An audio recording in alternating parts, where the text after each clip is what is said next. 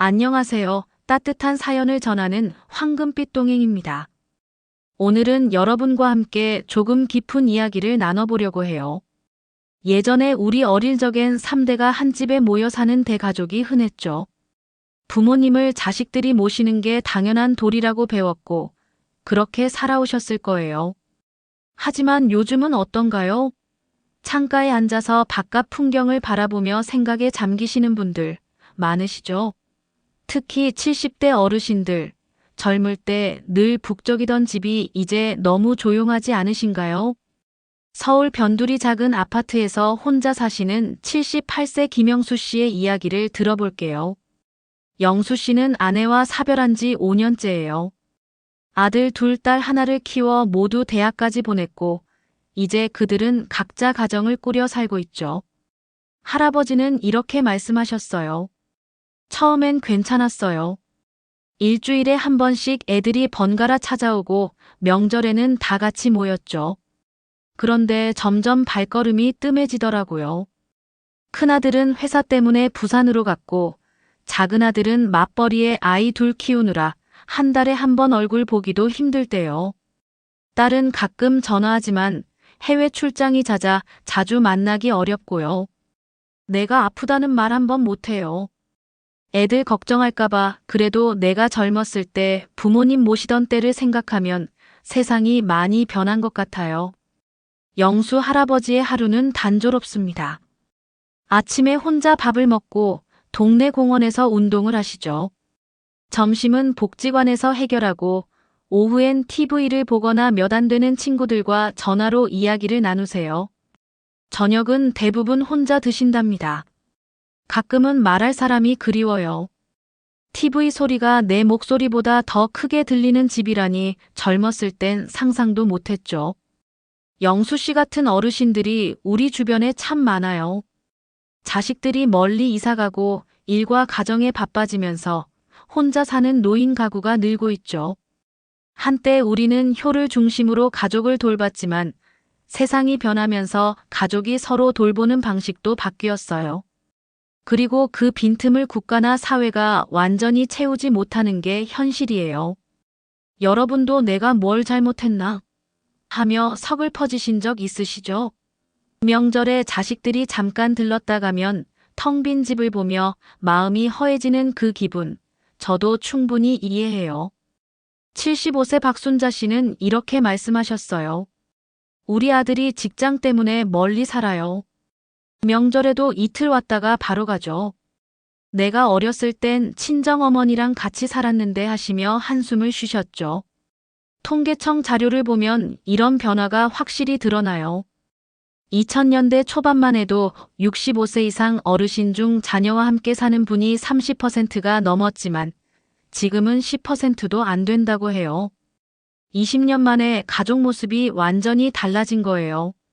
내가 자식들 뒷바라지하느라 평생 바쳤는데 이제 나를 외롭게 두는구나 이런 서운함을 느끼시는 분들 정말 많으실 거예요. 특히 자식들 교육에 모든 걸 쏟아붓느라 정작 본인의 노후를 준비하지 못한 분들은 그 허탈함이 더 클 거예요. 하지만 여러분, 이건 여러분 잘못이 아니에요. 세상이 변했고 자식들도 각자의 삶을 살아가느라 바쁜 거예요. 오늘은 이 마음의 거리가 왜 생겼는지, 그리고 어떻게 하면 서로를 더 이해하고 따뜻한 관계를 만들 수 있을지 함께 이야기 나눠보려 해요. 자식들이 불효해서일까, 세상이 너무 빨리 변해서일까, 아니면 우리의 기대와 현실이 다른 걸까? 이 질문에 하나씩 답을 찾아보며 작은 위로와 희망을 드리고 싶습니다. 영상을 보기 전에 잠시만 시간을 내어 구독, 좋아요, 알림 설정을 눌러주세요. 저는 노인복지학 교수님, 요양보호사로 일하시는 분들, 부모님을 모시는 50대, 60대 자녀들, 그리고 멀리 사는 자녀들까지 만나 이야기를 나눠봤어요. 그분들의 이야기를 바탕으로 자식들이 부모님을 모시기 어려운 현실적인 5가지 이유를 정리해봤습니다. 먼저, 돌봄 시간이 너무 길어졌어요. 여러분이 젊으셨던 50년에서 60년대엔 평균 수명이 60대 초반이었죠. 그땐 부모님을 모셔도 몇 년 정도였어요. 하지만 지금은 달라요. 우리나라 평균 수명이 83세를 넘었고 앞으로 더 길어질 거예요. 오래 사는 건 축복이지만 돌봄 시간이 그만큼 늘어났다는 뜻이기도 해요. 서울에 사는 68세 최성환 씨는 92세 어머니를 15년째 모시고 계세요. 처음엔 어머니를 모시는 게 당연했어요. 그런데 80대 중반에 치매 진단을 받으시면서 상황이 달라졌죠. 하루 종일 곁에서 지켜봐야 하고 밤에도 잠을 못 자요. 저도 이제 허리가 아프고 무릎도 안 좋은데 언제까지 이렇게 할 수 있을지 모르겠어요. 서울대학교 노년학 연구팀에 따르면 부모님 돌봄의 평균 기간이 지금은 8.7년 정도라고 해요. 20년 전엔 3.5년이었는데 2배 이상 늘어난 거죠. 특히 치매나 중풍 같은 병이 있으면 10년 심지어 15년까지 돌봄이 이어질 수 있어요. 10년, 15년 동안 누군가를 매일 돌보는 게 얼마나 힘든 일인지 생각해 보세요. 자식들도 사람인지라 부모님을 사랑해도 이 긴 시간을 버티기 어려울 때가 많아요. 다음으로 자식들도 나이 들고 아프기 시작했어요. 70대 어르신들의 자녀들은 이제 50대, 60대, 심지어 70대에 가까운 분들도 계시죠. 예전엔 30대, 40대 젊은 자녀들이 부모님을 모셨지만 지금은 노노케어라는 말이 생겼어요. 60대, 70대 자녀가 80대, 90대 부모님을 돌보는 시대가 된 거예요. 인천에 사는 73세 박명자 씨는 95세 어머니를 모시고 계시는데 본인도 고혈압과 관절염을 앓고 있으시답니다. 어머니를 목욕시키려면 업어야 하는데 제 허리가 안 버텨요. 얼마 전엔 어머니를 부축하다 같이 넘어져서 둘 다 멍이 들었어요. 병원에선 혼자 간병하지 마세요라고 하지만 다른 방법이 없어요. 간병인을 부를 돈도 없고 한국보건사회연구원 자료를 보면 부모님을 돌보는 자녀의 42%가 60세 이상이고 그중 76%는 고혈압, 당뇨 같은 만성질환을 앓고 있다고 해요. 자식들도 더 이상 젊고 건강하지 않아요. 부모님을 모시고 싶어도 몸이 따라주지 않는 경우가 많다는 걸 이해해 주시면 좋겠습니다. 또 하나, 세대 차이와 생활 방식이 달라요. 여러분은 전쟁과 가난을 겪으며 가족을 위해 희생하는 삶을 사셨죠. 하지만 자녀들은 개인의 행복과 자유를 더 중요하게 여기는 시대에 자랐어요. 이 차이가 함께 살 때 갈등을 만들곤 해요.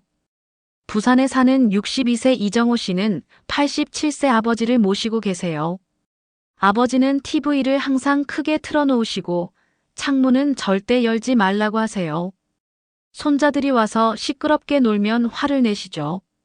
제 아내는 결국 시아버지랑 못 살겠다며 집을 나갔어요. 저도 아버지와 아내 사이에서 매일 끼어 있어요. 서울대학교 심리학과 연구에 따르면 부모님과 자녀가 함께 살면서 가장 많이 싸우는 이유는 생활 방식의 차이, 의사결정 권한, 사생활 침해 때문이라고 해요. 예를 들어 부모님은 아침 6시에 일어나 밥을 차리는 게 당연하지만 자녀들은 늦게 일어나는 걸 좋아할 수 있죠. 이런 작은 차이가 쌓이면 서로 힘들어져요.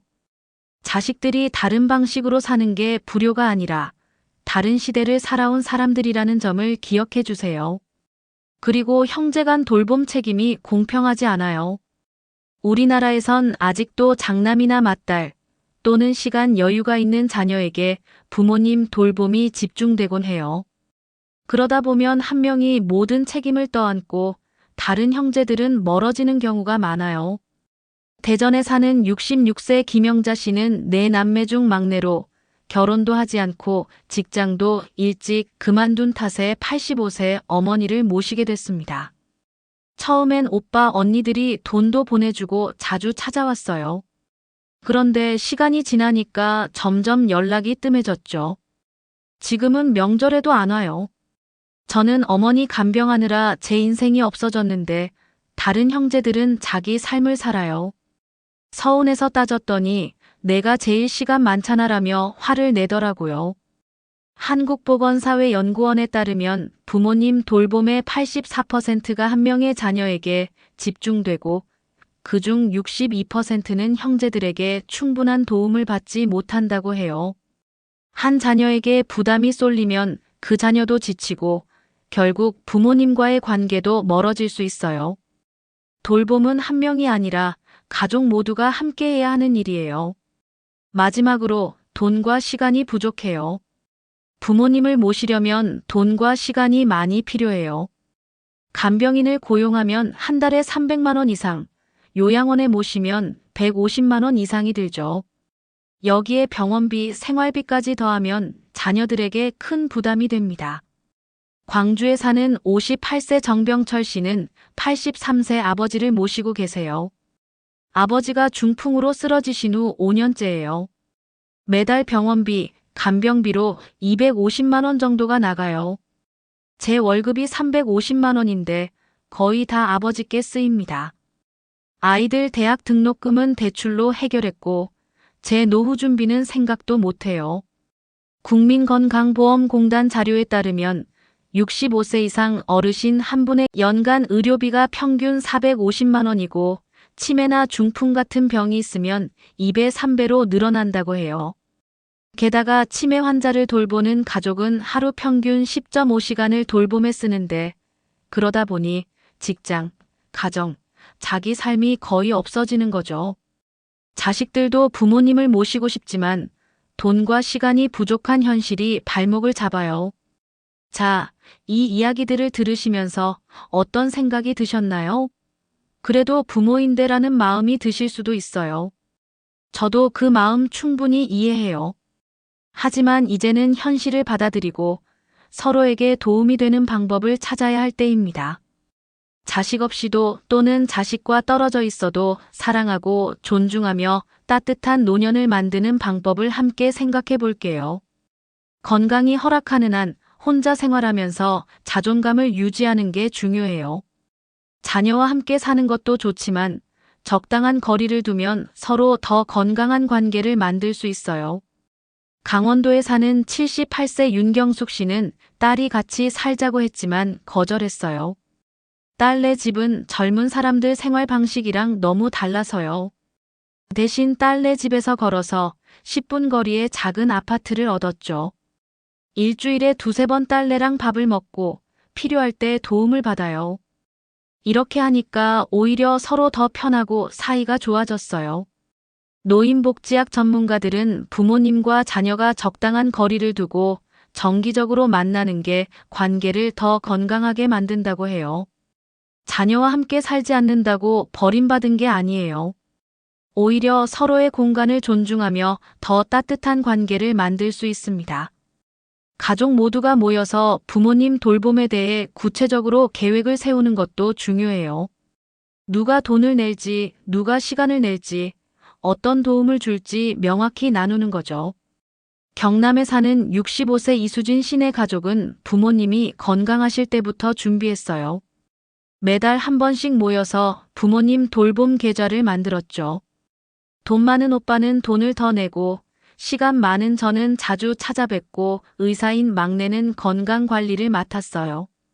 부모님께서 아프셨을 때도 큰 싸움 없이 잘 모실 수 있었어요. 가족학 연구에 따르면 미리 돌봄 계획을 세운 가족은 스트레스가 40% 적다고 해요. 자녀들과 솔직하게 이야기 나누고 각자의 상황에 맞게 역할을 나누도록 도와주세요. 그러면 갈등도 줄고 서로 더 가까워질 거예요. 돌봄은 가족만의 책임이 아니에요. 정부와 지역사회에서 제공하는 노인 복지 서비스를 활용하면 자녀의 부담도 줄고 부모님도 더 전문적인 도움을 받을 수 있어요. 서울에 사는 82세 박민수 씨는 처음엔 주간보호센터에 가는 걸 싫어했어요. 자식들이 나를 버리나 싶었죠. 그런데 가보니 또래 친구도 만나고 운동도 하고 재미있더라고요. 저녁엔 집에 와서 딸이랑 밥을 먹어요. 딸도 낮에 자기 일을 할 수 있어서 좋아해요. 우리나라에는 장기요양보험으로 방문요양, 주간보호센터, 단기보호 같은 서비스를 받을 수 있어요. 등급에 따라 지원금도 나와서 돈 걱정도 덜 수 있죠. 보건복지부 자료를 보면 외부 서비스를 쓰는 가정은 가족관계 만족도가 25%더 높다고 해요. 외부 도움을 받는 건 자식들이 부모님을 포기한 게 아니라 더 나은 돌봄을 위한 현명한 선택입니다. 부모님과 자녀는 다른 가치관을 가지고 있어요.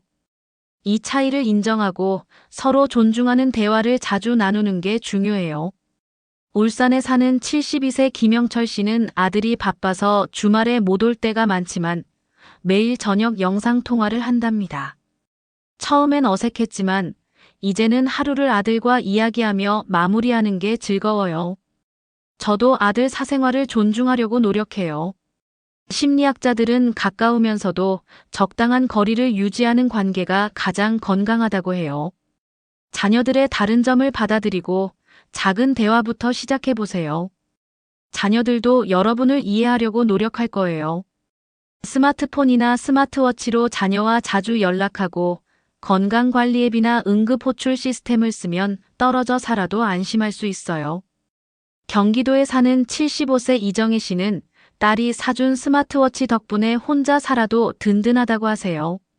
넘어지면 딸한테 바로 알림이 가고 약 먹을 시간도 알려줘요.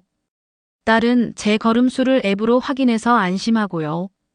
일주일에 한 번 손자, 손녀랑 영상통화도 해요. 한국정보화진흥원에 따르면 디지털 기기를 쓰는 어르신들은 외로움이 30% 적고 가족과의 연락도 42% 많다고 해요. 스마트폰이 어렵게 느껴지더라도 조금씩 배워보세요. 자녀와의 새로운 연결고리가 될 거예요. 자녀가 없거나 자녀와 연락이 끊긴 분들도 계실 거예요. 그런 분들에게 지역사회는 새로운 가족이 될 수 있어요. 대구에 사는 74세 최옥순 씨는 자식들이 없어서 처음엔 외로웠지만 동네 복지관에서 노래 교실을 시작했어요. 거기서 친구도 사귀고 매주 목요일마다 다 같이 밥도 해 먹어요. 이웃들이랑 웃으면서 지내니까 마음이 따뜻해져요. 복지관이나 경로당에서 친구를 사귀고 취미 활동을 하다 보면 외로움이 덜해질 수 있어요. 지역사회 활동은 단순히 시간을 보내는 게 아니라 여러분의 삶에 새로운 의미를 더해줍니다. 자식들이 곁에 없어도 이웃과 함께 웃고 이야기 나누는 시간이 여러분을 더 행복하게 만들 거예요. 내가 자식들 키우느라 평생 바쳤는데 왜 이렇게 혼자인가 하며 마음이 허할 때가 있으시죠? 그 마음 정말 이해해요. 하지만 여러분, 이건 여러분의 잘못이 아니에요. 세상이 변했고 자식들도 각자의 삶을 살아가느라 바쁜 거예요. 이런 마음이 들 땐 혼자 참지 마시고 도움을 찾아보세요. 부산에 사는 77세 한미자 씨는 명절마다 자식들이 잠깐 오고 가면 너무 허전했다고 해요. 내가 뭘 잘못했나 자책도 했죠. 그러다 복지관에서 상담 프로그램을 알게 됐어요. 같은 고민을 하는 어르신들과 이야기 나누고 전문가 선생님께 조언을 들으니까 마음이 한결 가벼워졌어요. 이제는 자식들이 바빠도 서운하지 않고 동네 친구들과 더 자주 만나요. 복지관이나 지역 보건소에서 무료나 저렴한 상담 서비스를 제공하는 곳이 많아요. 외로움이나 서글픈 마음이 계속되면 주저하지 말고 도움을 요청해 보세요. 여러분의 마음도 소중하니까요. 시대가 변했어요. 예전처럼 3대, 4대가 한 집에 사는 시대는 지났습니다. 하지만 마음으로 연결되는 방법은 여전히 많아요. 자식들은 여러분을 사랑해요. 다만 그 방식이 달라졌을 뿐이에요. 여러분의 노년이 외롭지 않고 따뜻했으면 좋겠습니다. 오늘 작은 것부터 시작해 보세요. 동네 경로당이나 복지관에 가서 노래 교실이나 운동 프로그램에 참여해 보세요. 자녀나 손주에게 전화나 영상 통화를 걸어 짧게라도 이야기를 나눠보세요. 자녀들과 솔직하게 돌봄 계획을 이야기하며 각자 할 수 있는 역할을 나눠보세요. 스마트폰 사용이 어렵다면 복지관에서 무료로 가르쳐주는 디지털 교육에 등록해보세요. 여러분은 혼자가 아니에요. 자녀들이 멀리 있어도 이웃과 지역사회가 여러분과 함께합니다. 오늘 이 시간이 여러분께 작은 위로와 희망이 되었길 바랍니다. 황금빛 동행은 앞으로도 여러분의 이야기에 귀 기울이며 함께 걸어가겠습니다. 이야기와 댓글로 더욱 풍성해지는 황금빛 동행입니다. 구독과 좋아요, 알림 설정을 해주시면 더 좋은 영상으로 보답하겠습니다. 항상 행복하고 건강한 하루 보내세요. 시청해주셔서 감사합니다. 다음 영상에서 만나요.